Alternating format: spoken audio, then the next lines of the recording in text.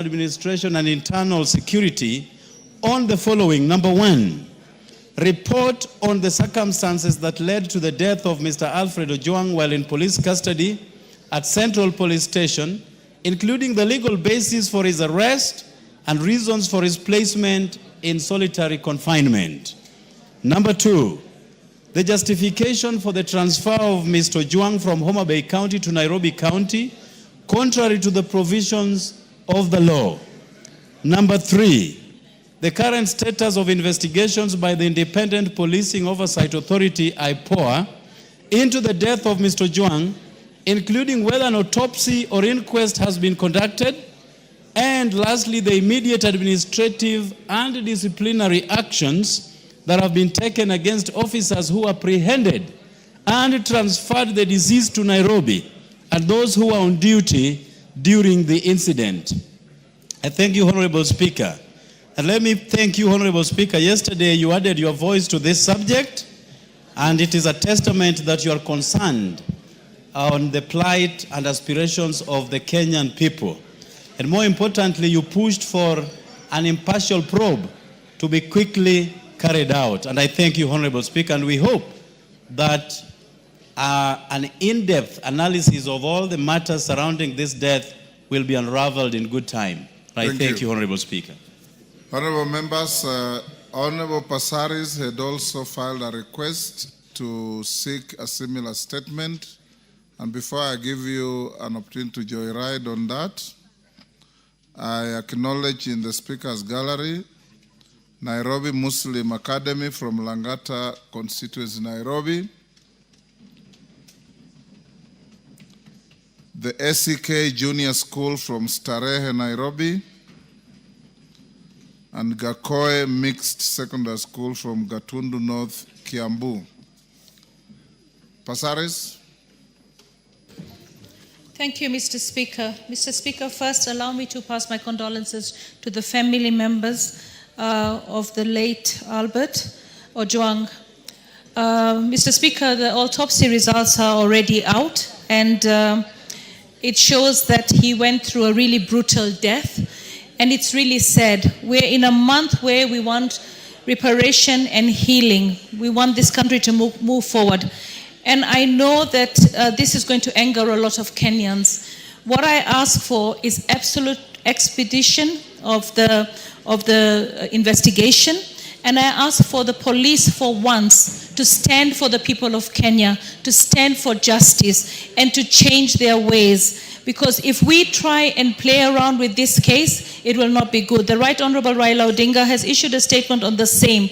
It is time for us to address the wrongs and the rot that we have in the police service, but it's not all the policemen. I want people to know, I've seen on social media people calling for burning of police stations, attacking politicians. I want Kenyans to understand we're in this together. The police force is not all bad. The police force is there to serve us. So as we give condolences, as we ask for investigation. Under the new constitution is no longer a force, it's a service. Yes, actually, yes, I understand that, Mr. Speaker. Thanks for the correction.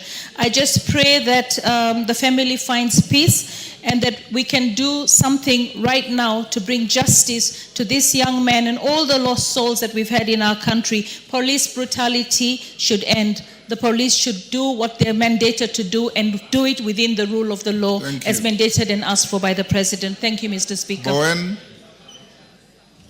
on the same? Yes, thank you, Honorable Speaker. Mr. Speaker, I want to support the question by the Honorable Jared. And Mr. Speaker, my condolences to the family, the Honorable member. Is Jared Okello is not a lady? Okello, yes. Yes. So, Mr. Speaker, let me say this. Yes. Mr. Speaker, it is very sad that a young man who just wrote something on a social media had to die. Mr. Speaker, when in Kerio Valley, bandits are brutalizing people, killing women and children, and there is nothing happening to them. Just because someone has written something on a social media, Mr. Speaker, and now his life is not there. Mr. Speaker, I want to ask the security heads in the country, Mr. Speaker, to take this matter very seriously. And Mr. Speaker, we want to condole with the family of Ojwang and ask IPOA to make sure that they investigate this matter and make sure those who are involved, Mr. Speaker, are brought to book. And Mr. Speaker, at the same time, Mr. Speaker, many of us here from the North Rift, Mr. Speaker, what people are going through there in the hands of bandits. And the police are just joyriding around town here, looking for people who are writing Twitter, writing on Facebook, and this one. They are not going for those bandits.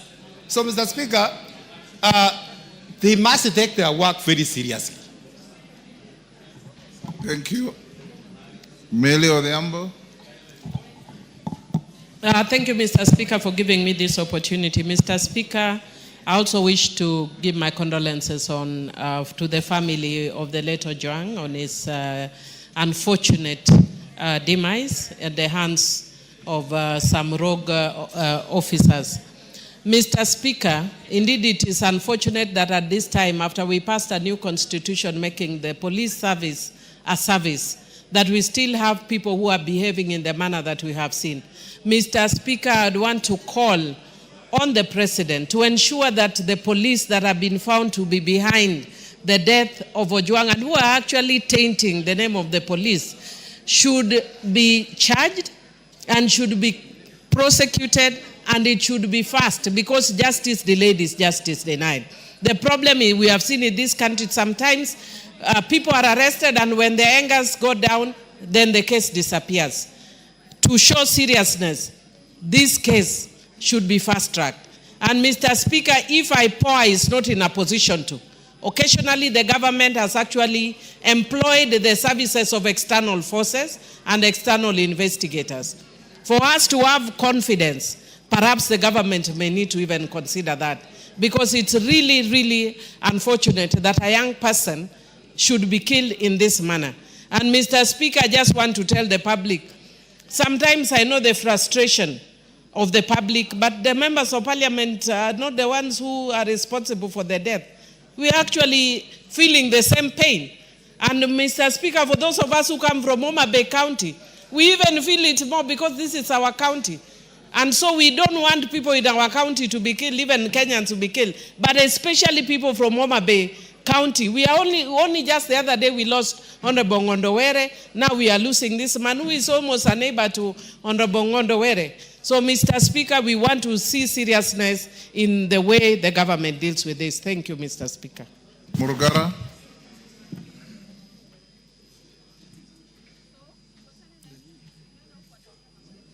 Thank you. Thank you very much, Mr. Speaker. Mr. Speaker, also allow me to join the rest of the House and Kenyans in conveying condolences to the family of the late Albert Ojwang. Indeed, it's very sad to have lost such a young man in circumstances which are unclear, which in those circumstances themselves puts our National Police Service into question, especially when they give a statement which on the face of it does not make sense. Honorable Speaker, we urge the service, IPOA, and everyone who is investigating to actually do the best they can to unravel the mystery, to unravel the mystery so that justice is served on the family of this young boy who passed away in those circumstances. Sometimes we wonder why the police service actually has to conduct itself in the way it is doing. And what begs the question is whether their syllabus has changed since the days pre-colonial, or even the colonial days. Because we know very well during the state of emergency, we had these extrajudicial killings. Has this been carried on even up to today? Are there officers, whether senior or junior, who are giving instructions to have young boys executed? These are the questions we ask ourselves, and it is the high time we looked at the qualifications and the training of our police officers. Maybe there may be something wanting, the entry point level and the training they get at Kiganjo. Times have changed. We must now live to expectation. Justice must be done at all times, and we must condemn extrajudicial killings to the fullest. It should not be allowed, it should not be condoned, and this House should continue to condemn it day in, day out. Thank you, Mr. Speaker. Honorable members, this is by all means a very serious matter. Yesterday, yours truly here and others spoke to it in the same manner that you are speaking. The chairman of Security Committee, this matter is causing a lot of anxiety, and the explanations coming out, for those of you who have read the book Steve Biko, it sounds like a Steve Biko story. And I would want to direct the chairman of security. I know Thursday is budget day, but we have half an hour before budget starts. You will bring a preliminary report and statement to the House on Thursday at 2:30 to inform the House and the country the progress so far made in the investigations and some response to the issues raised by the Honorable Jared Okello on behalf of Ifo Bara, the Honorable Pasaris, Mili, Morugara, and Bowen. And I know many members have issues on this.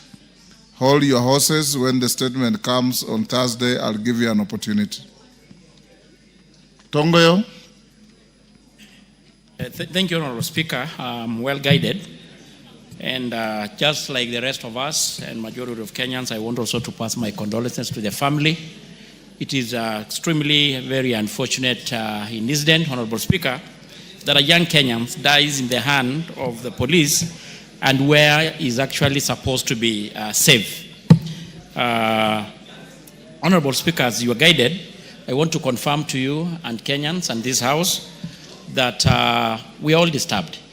And this morning, we had already written, of course, and the clerk has even signed the letter to summon the IG and the IPOA to brief the committee on behalf of this House on what has happened and the update on the investigation, so that by the afternoon, as you instructed, I will be able to give at least a preliminary report on the same, Honorable Speaker. I encourage you not to wait for them to brief you. Yes. I encourage you to interrogate them. Yeah, Honorable Speaker, actually what Yes. I wanted to, if it is even possible, the members who raised issues here, they can as well even appear and of course give support to the committee to really, because Honorable Speaker, heads must roll. Thank you. Yes.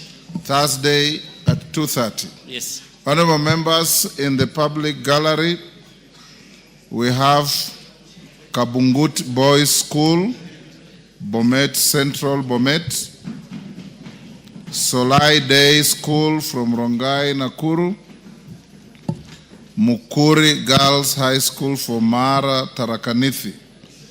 On my behalf and on behalf of the whole House, we welcome the schools, their students, their teachers, and all those accompanying them to the House of Parliament.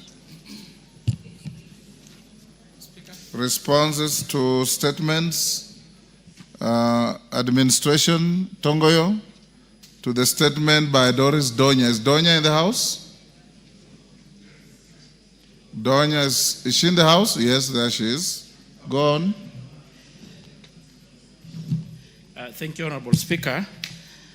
And as well as I respond to the statement being sought by Honorable Donya, Honorable Speaker, I need your indulgence.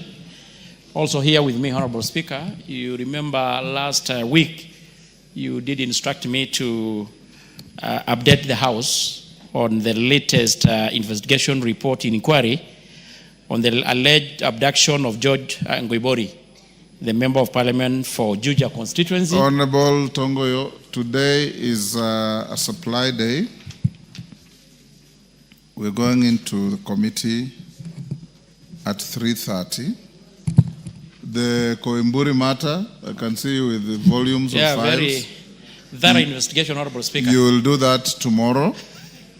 Go ahead and respond to Donya in the shortest time possible, because we have to go into committee at 3:30. Well guided, Honorable Speaker. Bring your volumes tomorrow. Thank you, Honorable Speaker. Well guided. Honorable Speaker, in response to the question, a statement being sought by Honorable Member of Parliament for Kisii on the tragic death of Sylvia Kimonto and the escalating cases of gender-based violence, I want to start, and the member in particular wanted to know circumstances that led to the killing of Miss Sylvia Kimonto and how the suspect accessed the victim's room at the university, and the status of investigation and the action being taken to prosecute the perpetrators, and the immediate and long-term measures put in place within the institution of higher learning to guarantee the safety of students, particularly female students who remain disproportionately vulnerable. Honorable Speaker, I state as follows. In September 2024, Eric Mutinda Philip, the suspect, and the Sylvia Kimonto, the deceased, were both admitted to Multimedia University of Kenya to pursue a degree program in electronic engineering and the mathematics for computer sciences, respectively. The two became friends and developed an intimate relationship. However, on February same year, their relationship deteriorated, leading to separation. On the 28th March, Eric Mutinda traveled to his sister's residence in Kasarani, sub-county, for a long weekend visit, where he stayed until 30th March. Upon return, he proceeded to his room in Block E, hostel room 301, where he found his two roommates. While preparing for a scheduled hiking trip to Ololua picnic site, Eric realized he was missing a chest bag that he needed for the trip. In search of the bag, he went to Sylvia Kimondo's room, room 90, located in Block B. At the same, Sylvia was alone doing laundry since her roommate Abigail Salama had gone to church outside the university.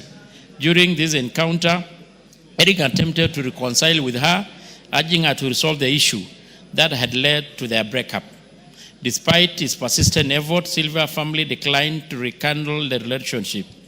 The situation escalated into a heated argument, and the suspect strangled Sylvia, resulting in her death. He then placed the body into a green media-sized suitcase belonging to the deceased and moved the suitcase to his own room. Later that day, he dumped the body in a rooftop water reservoir tank on the Block B. Honorable Speaker, on the status of investigation, Ms. Sylvia Ayaya reported the disappearance of her daughter on the 1st April at Langata Police Station, VIDE or bin number 3114 of 2025. Ms. Ayaya revealed that in her search for Sylvia, she had visited the university and checked her daughter's hostel room. While there, she tried to reach out Eric Mutinda, hoping he could shed the light on Sylvia's last known movement. However, the suspect refused to disclose any information. On the 2nd April, the university security team conducted a search within the campus. During the search, they discovered a body dumped inside a rooftop reservoir tank at Block B hostel. The university's management immediately reported the matter to the DCI Langata. At about 6, a team of officers from the DCI homicide and the DCI headquarters crime scene investigation, the Nairobi area, responded to the scene. The key evidence was collected from the scene, and upon examination, the body was positively identified as that of the Sylvia. The suspect then attended a church service at Jesus is Alive Ministries in Nairobi and gave Sylvia's mobile phone as an offering, after which he traveled to his family rural home in Sultan Hamud Township, Makueni. While at his rural home in a company of his father and mother, news came out in national television about the discovery of a body within Multimedia University rooftop reservoir tank, and it was at this point when he confessed how he killed the deceased before dumping the body in a water tank. Subsequently, his parents escorted him to Sultan Hamud police station, where he was booked under OB number 444-2025. The DCI homicide detectives collected the suspect from Sultan Hamud police station. During the interrogation, he confessed to the murder and also led investigators to the church where he had given the Sylvian's mobile phone as an offering. DNA samples from both the suspect and the deceased were submitted to the government chemist for forensic analysis. And on the 8th, the postmortem was conducted by the chief government pathologist, Dr. Johnson Odur, which revealed that the cause of death was asphyxia due to leakage strangulation along the blunt force injury to the head. Investigation established that Eric Mutinda acted alone with the motive identified as a relationship-related dispute. He was subsequently transferred to Capitol Hill Police Station and later presented before Kibera Law Courts for a miscellaneous application. The court granted 21 days custodial order to allow the completion of investigation. The DCI homicide team is working in close collaboration with the Office of the DPP to ensure appropriate charges are preferred on the suspect. The matter is scheduled for mention on the 28th April 2025, when the suspect, Eric Mutinda, will be formally charged with the offense of murder, contrary to Section 203, as read together with Section 204 of the Penal Code. And I think that should be sufficient, Mr. Speaker. Thank you. Honorable Donya, this matter appears to be a homicide case already before court. So you should tread carefully so that what you say and ask now does not prejudice the criminal proceedings before court. You may seek a clarification if you wish. Thank you, Mr. Speaker.